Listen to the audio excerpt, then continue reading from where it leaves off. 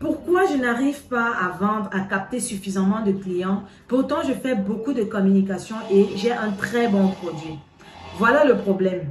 Le produit, il est bon pour vous, le promoteur. Mais est-ce que vous êtes rassuré que le produit est également intéressant pour votre client? Est-ce que vous êtes rassuré que le rapport qualité-prix suit? Je vais illustrer mes propos avec deux petites histoires. La première, c'est celle de mon entreprise de packaging agroalimentaire. Vous savez, à la base, je ne me lance pas sur le marché pour faire dans le packaging agroalimentaire.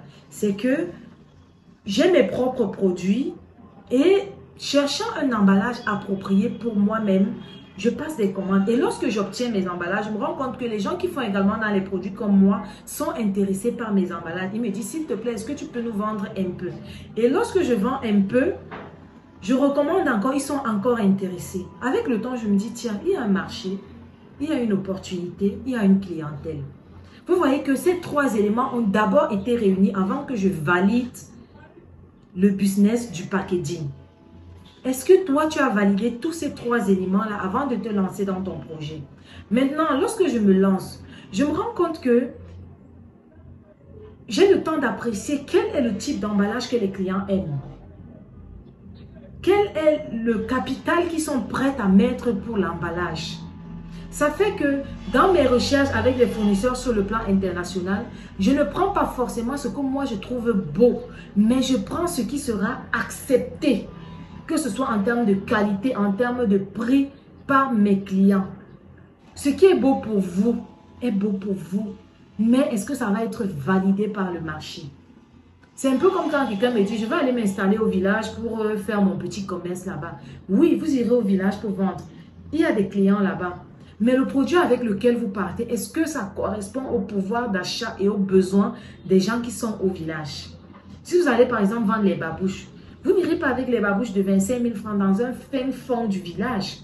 Là-bas, allez avec les babouches de 2 000, 2 500. Vous êtes sûr que vous avez 1 000 francs même si possible. Vous êtes sûr que vous avez vos clients. Il y a quelques semaines de cela, j'étais dans mon bureau et je reçois un jeune homme qui arrive. Il me dit, on échange, on discute et tout le reste là. Et en partant, je le sens un peu réticent. Quand je lui demande, il y a quoi? Il me dit, en fait, madame, comme vous et moi, on vient de discuter de mon projet, je voudrais que ça reste entre vous et moi, que vous n'en parliez pas. Parce que vraiment, c'est un projet révolutionnaire, ça va changer les choses. Je vous assure que les gens qui auront ce projet-là, ils vont sentir, c'est-à-dire quelque chose va bouger. Je le regarde, je dis, ok, d'accord. Je vous assure que la même semaine, dans mes rendez-vous, je reçois un groupe. Ils étaient 2.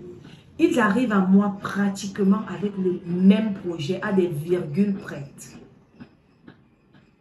Pour vous dire quoi? Que pendant que vous pensez que l'idée que vous avez, elle est révolutionnaire, elle est extraordinaire, personne ne l'a jamais eu. Des gens ont la même idée quelque part. Parfois, presque avec la même stratégie marketing que vous. Donc, vous devez comprendre que le plus important, ce n'est pas ce que vous pensez de votre projet, c'est ce que l'audience, c'est ce que le public, c'est ce que la cible pense de votre projet qui est important. Maintenant, est-ce que le produit que vous proposez, vous accompagnez ça du service qui va avec? Vous allez voir quelqu'un qui vous propose un produit de 100 000 francs, mais vous arrivez où vous devez acheter le produit de 100 000, il n'y a même pas la clim. Il y a un problème. L'étude de marché est importante. Moi, pour mes bouillies, par exemple, j'ai fait 1 an d'étude de marché. 1 an où j'ai perdu beaucoup d'argent parce qu'il fallait faire une étude de marché avant de pouvoir faire entrer un peu plus d'argent. Il faut se rassurer, est-ce que le produit que je propose intéresse le marché? Est-ce que le prix que je propose, ils sont prêts à acheter? S'ils ne sont pas prêts, je baisse un peu le prix, je change un peu la formule jusqu'à ce que on trouve ce qui correspond à notre marché. C'est pour ça que je parlais de la diaspora ici une fois. Ils ont pensé que c'était une attaque un peu personnelle ou bien qu'il y avait du sarcasme dans mes propos. Non.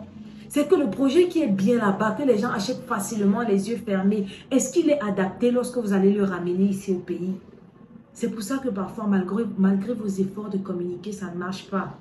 Maintenant, il faut tenir compte de à qui vous proposez vos produits. Est-ce que c'est un produit bas, moyen ou haut de gamme? Par rapport à ça, vous allez adapter le speech. Par rapport à ça, vous allez adapter la manière de vendre votre produit et de le présenter. D'accord?